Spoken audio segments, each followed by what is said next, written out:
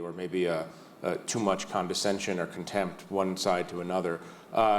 You obviously live in a completely different world now than you lived then, but you have an understanding, I think, that's fairly unique of the world from which you came. Can you talk about that a little bit, your understanding? Yeah, I mean, I live in New York now, and I go back to Idaho a couple times a year, and my family are mostly there. And the biggest thing that I notice when I'm in New York and I hear people talking about rural people or Trump supporters or whatever category you're using, my response is always just like, who the hell are you? Who are these people? Like, I don't know these people. I've never met these people that you're describing. But I feel the same way when I'm in Idaho and I hear them describing New Yorkers. I just have the same exact response. Like, who are you talking about? And I think, to me, that's the biggest problem that we have. There's a word for it that I particularly like, or a phrase, the breaking of charity, and it came out of the Salem witch trials.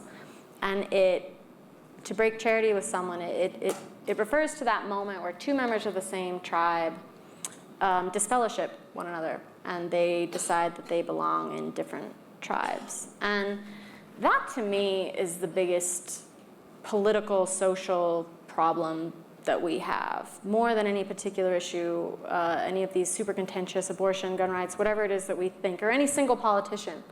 I think all of that is just, it's just the side effect of that fundamental fact that people no longer feel like people on the other side are part of the same tribe. And the thing is, what we know about persuasion is you can't actually persuade anybody by yelling at them. And if the only thing that you know about a person is that they voted for someone you don't like, your ability to persuade them not to do that is entirely compromised. And the only way that anybody has ever been persuaded of anything is by someone who cared about them, understood their point of view, and was able to incorporate all of that into an argument that changed their mind. It's the only way anybody's ever changed their mind about anything. And I know because I've had to change my mind about pretty much everything.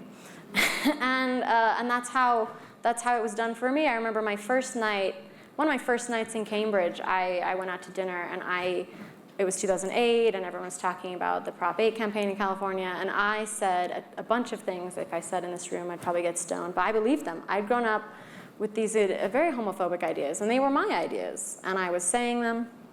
And this guy stayed up all night arguing with me about it.